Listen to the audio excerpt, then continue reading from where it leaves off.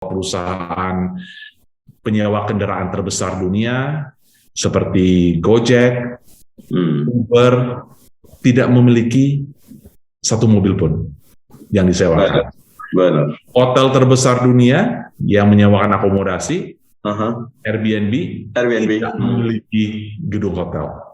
Nah, perubahan luar biasa ini saya kira yang harus kita segera sikapi kalau kita tidak ingin dihantam oleh tsunami disrupsi ini. 48% perusahaan yang mereka survei itu sudah melakukan transformasi 4.0. Jadi mereka menggunakan teknologi mulai dari artificial intelligence, robotik, cloud computing, dan lainnya itu.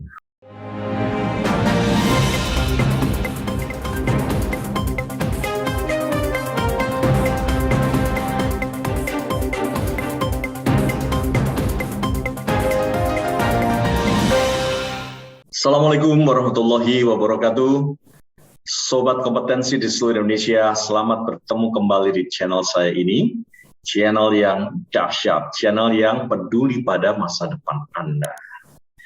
Baik, ini kali kedua saya ingin ngulik dari seorang tokoh kita, Bapak Suwardi Luis, MBA. Lagi-lagi, selamat sore Pak Suwardi, apa kabar ini?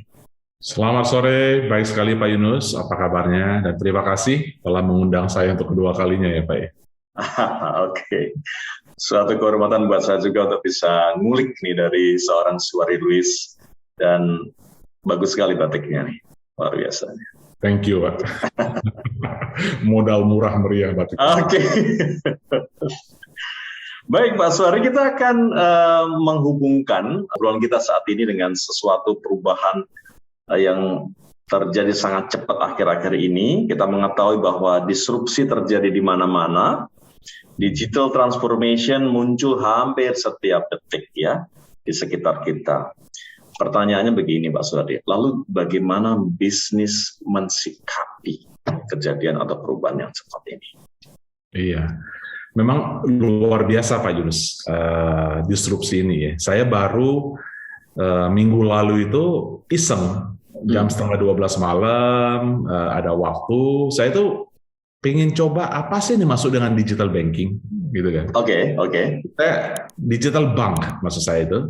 Lalu saya coba membuka rekening dengan satu bank yang lagi tenar di Indonesia, digital bank, yang baru berdiri tidak sampai setahun, tapi valuation-nya kok bisa sampai 300 triliun.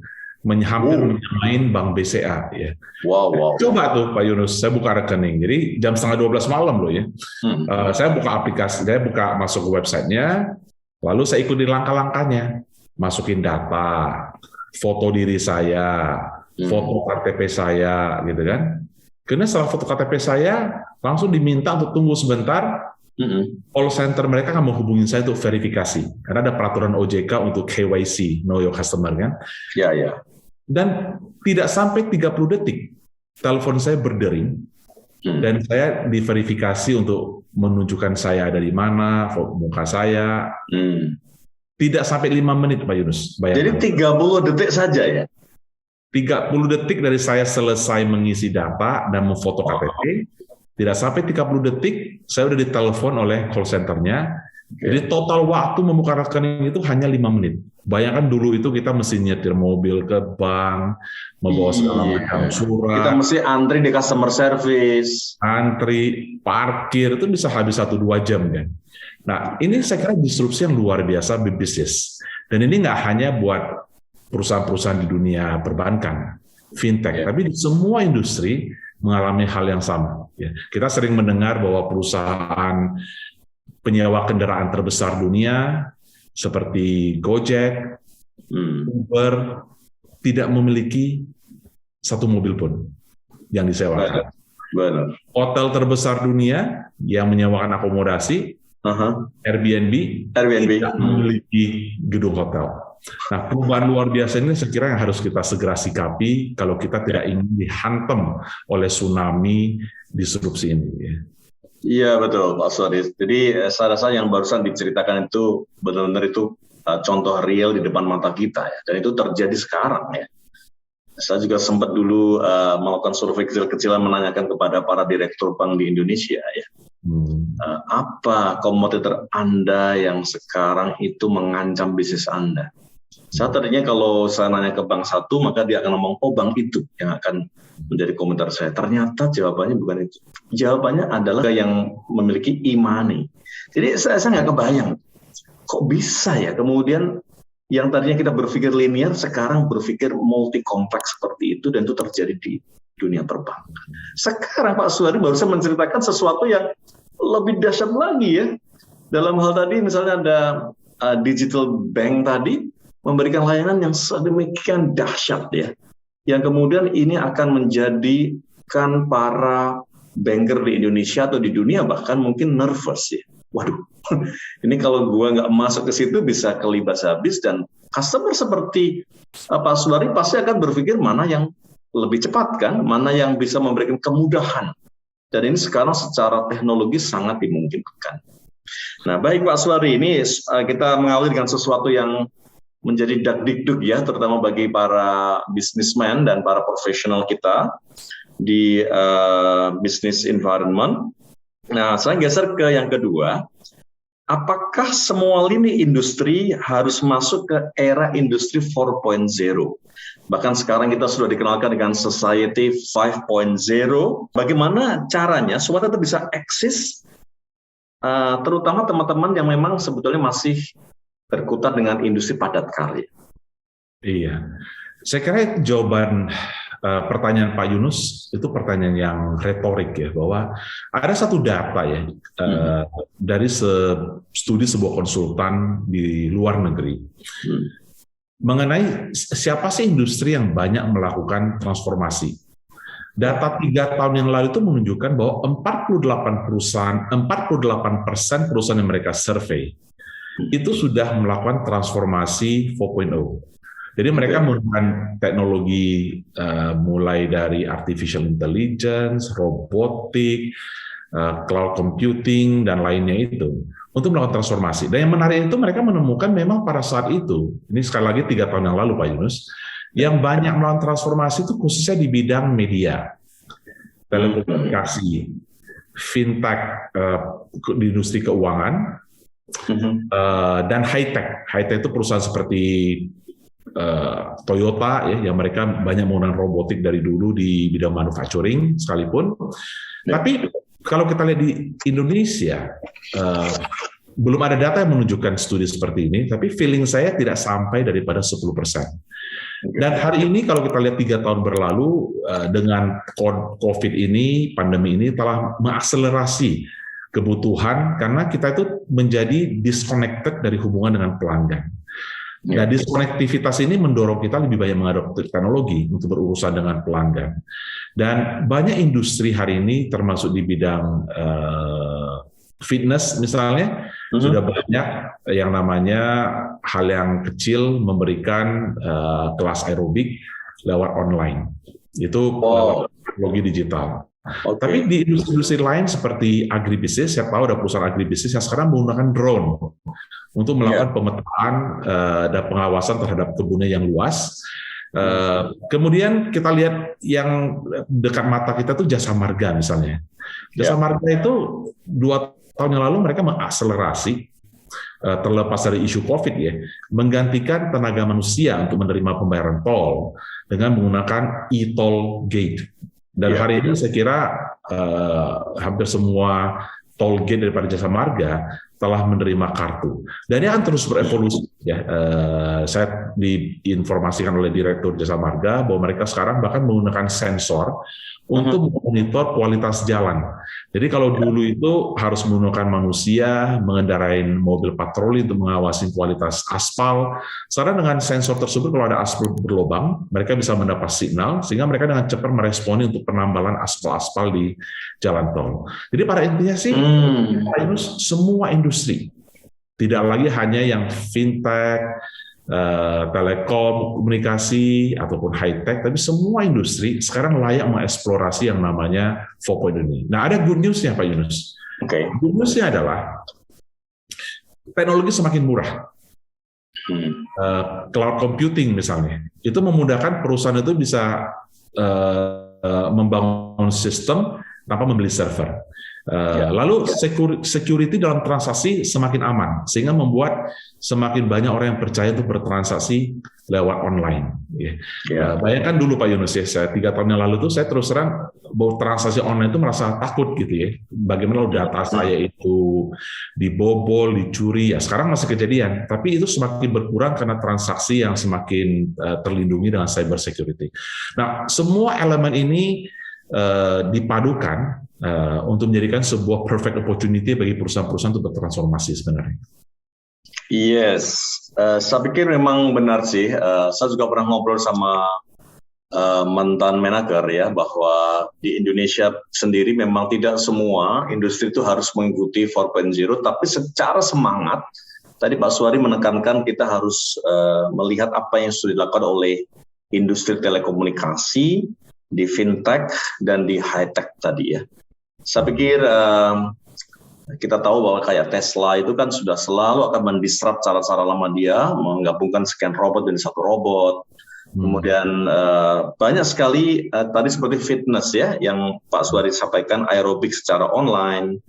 Dan agro-industri sekarang sudah pakai drone. Saya juga kenal ada salah seorang sahabat yang ada plantation yang di Lampung. Mereka memakai drone sensor dari atas itu untuk melihat tingkat kematangannya itu dengan melihat warnanya. Jadi kalau ya kita tahu misalnya contoh sebut pisang misalnya, kalau warnanya sudah menguning itu kan sudah mendekati masak ya, itu bisa dilihat dari atas, ataupun nanas misalnya kita bisa lihat dari atas melalui sensor. Dan juga di dunia peternakan yang saya tahu juga Pak Suhardi, di Taiwan itu menternakkan ayam ya, commercial farm, 8.000 ekor itu yang operatornya cuma 1. Dan itu pemiliknya sendiri, dia ada di dalam ruangan yang serba digitize. Dan dia bisa tahu suhu ayam itu, mana yang sakit, mana yang enggak, ketahuan dari sensornya. Nah di Indonesia kita mempekerjakan beberapa orang untuk mengelola itu, dan kadang-kadang kita masih sering menghadapi ayam sakit dan sebagainya dengan cara-cara yang lama. Nah tapi anyway, tadi banyak sekali juga contoh yang lain yang Pak Azul sebutkan, Jasa Marga misalnya, dan saya juga mendengar langsung yang Jasa Marga sangat berhasil mengkonversikan para pegawai pintu tol itu menjadi coding ya, kalau nggak salah menjadi beberapa programmer. Itu juga suatu inisiatif yang patut kita puji juga dan bagus ya dari sebuah Jasa Marga. Nah baik, dari beberapa gradasi tadi memang kita bisa menyimpulkan ya bahwa memang tidak semua industri itu akan bisa kemudian at the same degree untuk kemudian adjust dengan industri revolution, industri 4.0. Tapi semangatnya tadi Pak Suhari memberikan highlight bahwa kita harus melihat ke sana, dan teknologi itu akan memudahkan cara kita bekerja dan cara mengoperate bisnis kita. Baik, kalau kita tadi itu bicara mengenai di dunia bisnis, sekarang saya mau zooming in ke profesional. Jadi melihat situasi yang seperti ini, yang tadi Pak Suhari gambarkan 3 tahun terakhir sampai sekarang itu, sebagai profesional, lalu bagaimana dong kita harus bersikap menghadapi situasi yang berubah serba cepat ini? Silakan Mas Suhari. Iya, tadi Pak Yunus menyinggung hal yang sangat penting ya. Saya kira satu ketakutan daripada masyarakat kita itu adalah bahwa kalau semua diganti oleh teknologi, bagaimana dengan pekerjaan-pekerjaan manusia yang Indonesia yang punya tenaga produktif yang luar biasa banyaknya untuk mendapatkan pekerjaan. Karena kita sering mendengar yang namanya demographic bonus atau bonus demografis di Indonesia. Dari 278 juta penduduk Indonesia, 170-an juta itu adalah manusia produktif yang berada di umur 16 sampai 64. Tapi contoh daripada cerita tadi mengenai sebuah perusahaan tol Jasa Marga yang Bapak sampaikan tadi itu menunjukkan bahwa bisa loh kita sebenarnya ya, karyawan yang tidak kita gunakan untuk berada di pintu tol itu bisa kita pindahkan untuk kita reskilling, upskilling, untuk mereka bisa memiliki skill yang bagus. Jadi kalau kita lihat penting sekarang ini bahwa tenaga SDM kita itu pertama, terlepas bahwa kita perlu memindahkan mereka atau enggak, mereka tetap harus di upskilling. Ya, untuk memastikan mereka memiliki digital skill yang lebih baru pada hari ini, untuk mereka bisa bekerja dengan lebih produktif.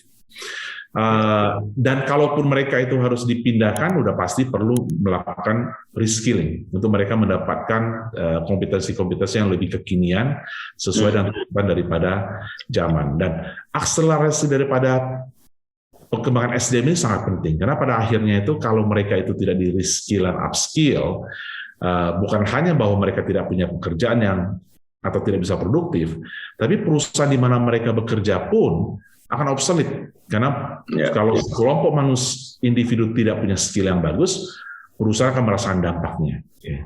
Benar. Nah baik, jadi concern ini saya juga berharap ini concern menjadi concern bersama. Banyak sekali stakeholders yang ada di Indonesia ini yang bertautan ya, menyangkut kompetensi SDM Indonesia ini, baik dari regulator, facilitator, executor, dari private sector dan sebagainya. Memang rasanya tidak ada waktu lagi untuk melihat spion terlalu lama atau melengok ke belakang terlalu lama. Kita harus maju ke depan ya untuk membangun SDM Indonesia ini. Semua stakeholder kita harus collaborate. Yaitu tadi seperti yang Pak Suwadi singgung, ada demographic bias ya. Jangan sampai menjadi demographic liability seperti yang sering Pak Suwadi sebut tadi. Nah yang terakhir, saya pikir kita harus memberikan solusi nih dari semua keadaan dan situasi ini Pak Suwardi.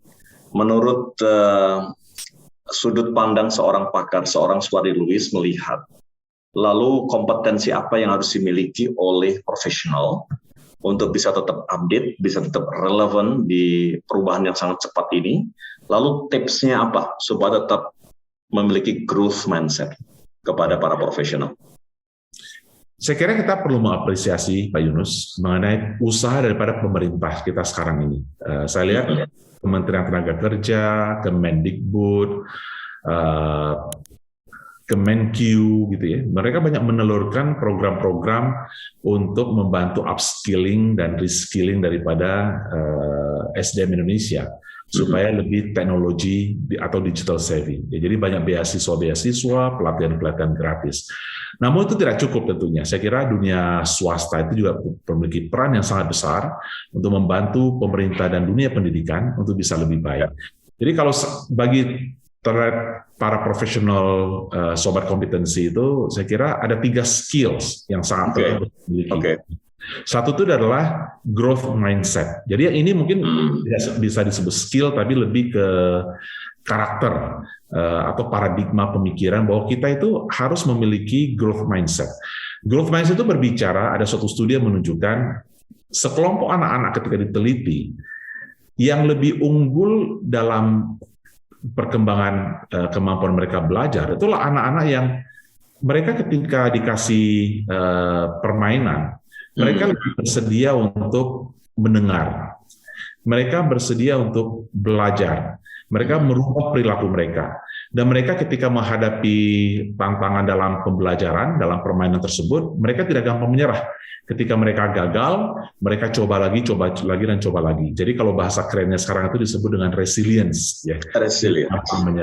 Nah, growth mindset ini saya pikir sangat penting untuk dimiliki khususnya para tenaga profesional yang bekerja atau para lulusan mahasiswa untuk bekerja. Ya.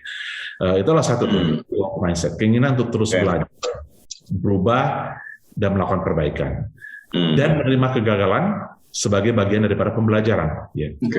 Dan yang kedua itu saya sebut dengan success skill. Success skill itu mungkin kita sering dengar sebagai soft skill.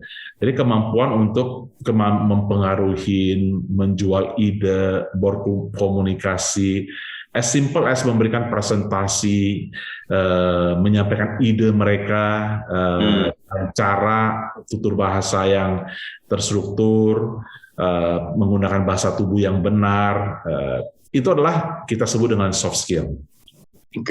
Nah yang ketiga Pak Yunus itu adalah saya sebut dengan digital skills. Nah hari ini saya kira banyak sekali platform-platform yang tersedia di luar sana, termasuk kami juga mempionir dengan platform kubisa.com, di mana di kubisa.com dan platform-platform ini mereka menyediakan banyak sekali skills terkait dengan programming, front end, back end, analytics skills dengan Python dan lainnya, basic PowerPoint skill, Excel spreadsheet skill, Google Sheet skills, itu semua tersedia secara gratis, ataupun kalau berbayar itu sangat murah meriah, dan tersedia bisa diakses dari Sabang sampai Merauke. Nah, kalau kita bisa menggunakan kesempatan kita, dan saya pernah menyampaikan sebelumnya dalam acara sebelumnya kepada Pak Yunus, bahwa data terbaru yang saya dapat 2 hari yang lalu menunjukkan bahwa di Indonesia, rata-rata seorang manusia itu yang punya akses kepada internet, dan itu banyak sekali, ada 204 juta manusia kita yang akses ke internet di Indonesia ini. Rata-rata itu setiap hari menghabiskan waktu 3 jam lebih bermain sosial media. Alangkah baiknya kalau kita gunakan dari 3 jam itu, 15 menit saja dalam sehari untuk bisa akses kepada pembelajaran ini dan membangun 3 skill ini, maka kita akan bisa menjadi manusia yang lebih cerdas untuk membangun Indonesia yang lebih baik. Baik, Pak Suwardi. Jadi ini luar biasa. Kita mendapatkan essence dari yang disampaikan Pak Suwardi tadi, Sobat Kompetensi di seluruh Indonesia yang saya banggakan. Ada 3 skill tadi ya yang bisa kita kuasai agar kita menjadi sukses di era yang serba cepat ini. Yang pertama adalah growth mindset, dan ini memang kuncinya adalah belajar, dan belajar. Jadi 1000 kegagalan itu bukan berarti tidak ada manfaatnya, karena dengan melakukan 1000 kegagalan kita mendapatkan 1000 lesson learned untuk kita menjadi lebih sukses lagi. Kemudian tadi yang kedua adalah soft skill, ya, bagaimana kita menginfluence orang, menjual ide, presentation, convince others dan sebagainya, tadi sudah disampaikan Pak Suwardi dengan sangat baik. Dan yang terakhir adalah digital skill. Baik Pak Suwardi, kita berterima kasih pada sesi kali ini mendapatkan essence yang lain ya, pelajaran yang lain dari seorang Suwardi Lubis, dan tentunya kita akan terus berjuang ya Pak Suwardi ya untuk bisa mempercepat ya peningkatan kompetensi SDM di semua sektor industri di seluruh Indonesia dengan cara kita, dengan apa yang bisa kita jangkau, dan dengan tentunya kolaborasi dengan semua pemangku kepentingan. Baik, Sobat Kompetensi di seluruh Indonesia, demikian bincang-bincang saya dengan seorang tokoh Pak Suwardi Lubis MBA, dan kita akan ketemu di sesi saya berikutnya. Saya tutup dengan salam kompeten. Salam kompeten. Sobat Kompetensi di seluruh Indonesia yang saya banggakan, terima kasih sudah menonton video ini. Manakala dirasa bermanfaat, dukung channel ini dengan like, subscribe, dan nyalakan lonceng notifikasinya.